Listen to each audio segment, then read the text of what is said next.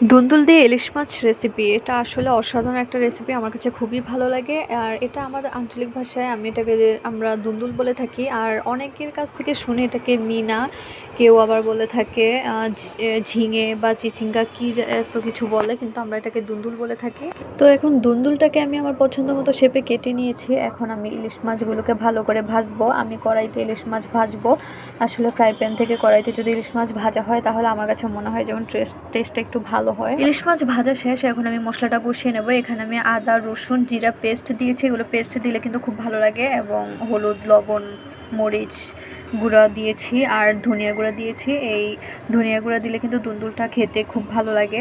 সব রকমের দুন্দুলের তরকারিতে ধনিয়া গুঁড়াটা দিতে চেষ্টা করি আমি, কারণ ধনিয়া গুঁড়াটা দিলে দুন্দুলের তরকারিটা বেশি ভালো লাগে। দুন্দুলের তরকারিতে সাধারণত কোনো পানি অ্যাড করতে হয় না, কারণ এই সবজি থেকেই অনেকটা পানি উঠে আসে।